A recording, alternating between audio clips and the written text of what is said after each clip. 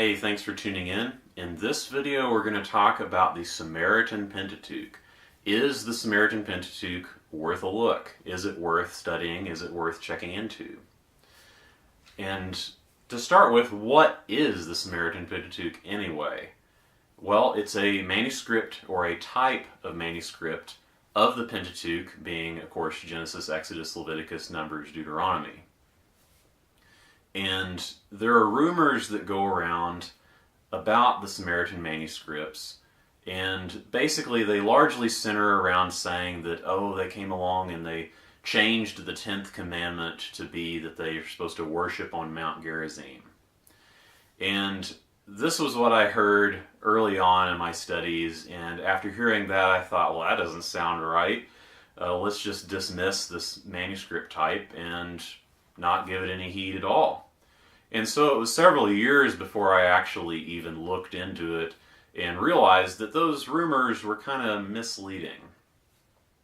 And I want to also clarify that just as Jewish practice, Orthodox Jewish practice, is not reflective of exactly what the Torah says, of what their manuscript of the Torah says, the same could be said regarding Samaritan practice. Samaritan practice is not exactly reflective of what their text says. So we can't make judgments exactly based upon what they're doing. Now, when I started looking into this Gerizim controversy, I realized that it wasn't as far-fetched as I had initially thought. It wasn't as far-fetched as the rumors had framed it to be. So I'm going to talk about that difference in the manuscript and a few other notable differences that exist in the Samaritan manuscripts. So the Mount Gerizim thing. It does indeed say, after the 10 Commandments are given in Exodus 20 in the Samaritan Pentateuch, that they are supposed to put an altar on Mount Gerizim and sacrifice on it. It indeed does say that. But it's not necessarily as odd as people consider it to be. Because if we look at Deuteronomy 27, Deuteronomy 27 talks about the children of Israel entering into the land of Canaan. They're talking about getting ready to cross the Jordan and enter into Canaan. And they're commanded that once they cross the Jordan, they're supposed to ascend Mount Ebal, and they are supposed to build an altar on Mount Ebal, and they are supposed to then offer offerings on it. Now the thing is that it also, in that same passage, mentions Mount Gerizim. It mentions Mount Gerizim in the normal Jewish manuscripts of Deuteronomy 27 and in that passage. But it says it's supposed to be the mountain in which the people ascend and announce the blessings or the kneeling to's from. So it's not the mountain they're building the altar on in Deuteronomy 27. However, in the Samaritan version of Deuteronomy 27, it says that they're supposed to build the altar on Mount Gerizim rather than Mount Ebal. So Deuteronomy 27 already talks about building an altar on a mountain. It's just an issue of questioning what mountain is being talked about. And of course, the majority manuscripts say Ebal, but the Samaritan Pentateuch says Gerizim. And the passage in Exodus 20 is basically a repeat of that Deuteronomy 27 passage. It basically repeats it at Exodus 20 instead of just having it in Deuteronomy 27. So it's not really that different than something that's already in the Masoretic text or the more accepted manuscripts. It's just a difference of the mountain mainly. And there are also some other differences with the Samaritan Pentateuch. Most of them are kind of minor.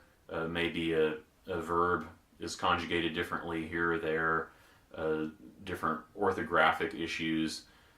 Not a lot of major differences, but there are a few kind of interesting ones.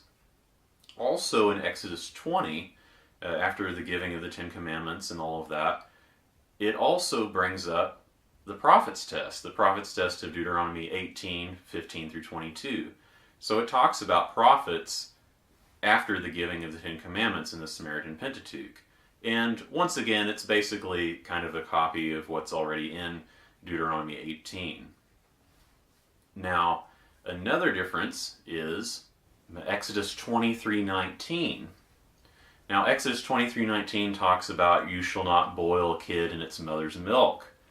And the Samaritan Pentateuch adds to it that one did this as sacrifice, forgot and crossed God of Jacob. So that's kind of an interesting variation, because obviously, traditionally, the way that this boiling a kid in its mother's milk issue has been treated by Orthodox Jews is just some very general scope of you're not supposed to mix meat and dairy.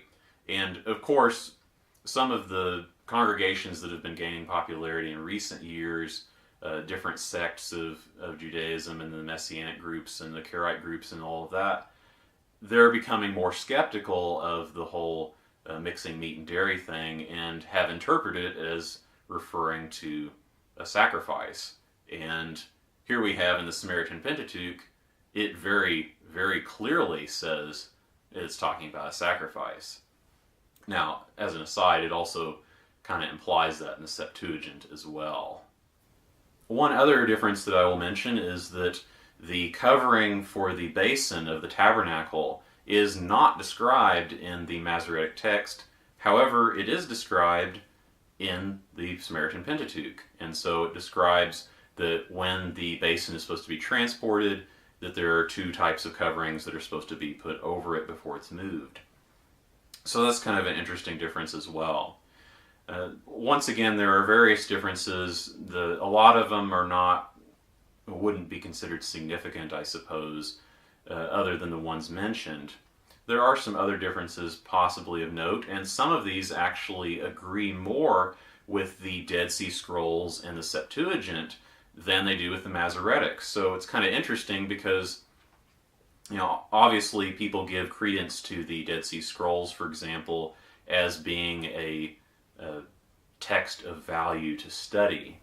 So I do think it is a manuscript of value. It's a manuscript that I think deserves a look at just alongside the Dead Sea Scrolls, the Masoretic, and the Septuagint. I think that all of them have some value to them, and I think it should be considered in our studies. So thanks for watching. Feel free to like this and to share it if you found it beneficial and if you think it might generate some new thought. And feel free to subscribe if you have not already, so that we can stay in touch and so we can discuss more Torah issues. Thanks for watching. Remember the commands. Peace.